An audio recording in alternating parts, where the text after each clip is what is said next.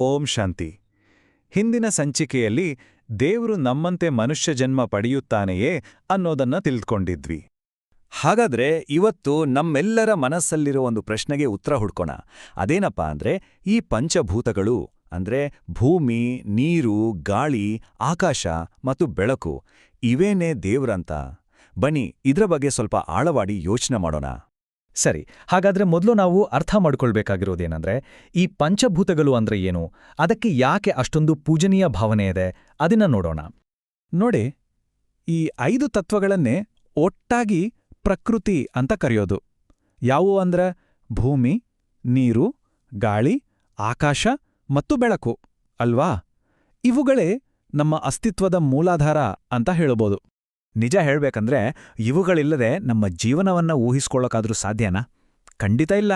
ಅದಕ್ಕೆ ಇವುಗಳನ್ನ ನಮ್ಮ ಅಸ್ತಿತ್ವದ ಜೀವನಾಡಿಗಳು ಅಂತಾರೆ. ಇದೇ ಕಾರಣಕ್ಕೆ ನಮ್ಮ ಭಾರತೀಯ ಸಂಪ್ರದಾಯದಲ್ಲಿ ಪ್ರಕೃತಿ ನಮಗೆ ಕೊಟ್ಟಿರೋ ಈ ಕೊಡುಗೆಗಳಿಗೆ ನಮ್ಮ ಕೃತಜ್ಞತೆಯನ್ನ, ನಮ್ಮ ಥ್ಯಾಂಕ್ಸ್ ಅನ್ನ ಹೇಳೋಕೆ ಅವುಗಳನ್ನ ಪೂಜಿಸಲಾಗುತ್ತೆ. ಆದರೆ ಇಲ್ಲಿ ಒಂದು ಬಹಳ ಮುಖ್ಯವಾದ ವ್ಯತ್ಯಾಸವನ್ನ ನಾವೆಲ್ಲರೂ ಅರ್ಥ ಮಾಡ್ಕೊಳ್ಬೇಕು. ಏನದು ಅಂದ್ರೆ, ನಾವು ಯಾವುದನ್ನಾದ್ರೂ ಪೂಜೆ ಮಾಡ್ತೀವಿ ಅಂದ ತಕ್ಷಣ ಅದು ದೇವರಾಗ್ಬಿಡಲ್ಲ. ಈ ಪಂಚಭೂತಗಳು ದೇವರ ಸೃಷ್ಟಿಗಳೇ ಹೊರತು ಸ್ವತಃ ದೇವರಲ್ಲ. ಇದು ತುಂಬ ಇಂಪಾರ್ಟೆಂಟ್ ಪಾಯಿಂಟ್. ಇದನ್ನು ಹೀಗೆ ಯೋಚನೆ ಮಾಡಿ. ಪ್ರಕೃತಿ ಅಂದ್ರೆ ಈ ಪಂಚಭೂತಗಳು ಸೃಷ್ಟಿ. ಆದರೆ ದೇವ್ರು ಅಥವಾ ಪರಮಾತ್ಮ, ಆತ ಸೃಷ್ಟಿಕರ್ತ.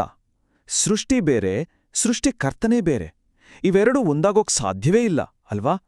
ಈ ವಿಷಯವನ್ನ ಇನ್ನೂ ಚೆನ್ನಾಗಿ ಸ್ಪಷ್ಟವಾಗಿ ಅರ್ಥ ಮಾಡ್ಕೊಳ್ಳೋಕೆ ಒಂದು ತುಂಬನೇ ಸರಳವಾದ ಆದರೆ ತುಂಬಾ ಅರ್ಥಗರ್ಭಿತವಾದ ಉದಾಹರಣೆ ಇದೆ. ಇದನ್ನ ಸ್ವಲ್ಪ ಗಮನ ಇಟ್ಟು ಕೇಳಿಸ್ಕೊಳ್ಳಿ. ಮಡಕೆ ಮಾಡುವನನ್ನ ನಾವು ಕುಂಬಾರ ಅಂತೆ ಕರೆದ್ರೆ ಆ ಮಡಕೆ ಯಾವತ್ತಾದ್ರೂ ಕುಂಬಾರ ಆಗೋಕೆ ಸಾಧ್ಯನಾ? ಇಲ್ಲ ಅಲ್ವಾ? ಅದೇ ಥರ ದೇವರ ಸೃಷ್ಟಿ ಕೂಡ ಯಾವತ್ತಿಗೂ ದೇವರಾಗಲು ಸಾಧ್ಯವಿಲ್ಲ. ಹಾಗಾದ್ರೆ ಪಂಚಭೂತಗಳು ದೇವರಲ್ಲ ಅಂತಾಯ್ತು. ಸರಿ, ಹಾಗಿದ್ರೆ ಪರಮಾತ್ಮನ ನಿಜವಾದ ಸ್ವರೂಪವಾದ್ರೂ ಏನು? ಆತ ಹೇಗಿರ್ತಾನೆ? ಪರಮಾತ್ಮನನ್ನ ನಿರಾಕಾರ ಜ್ಯೋತಿರ್ಬಿಂದು ಅಂತ ವರ್ಣಿಸಲಾಗಿದೆ. ಇದರ ಅರ್ಥ ಏನ್ ಗೊತ್ತಾ?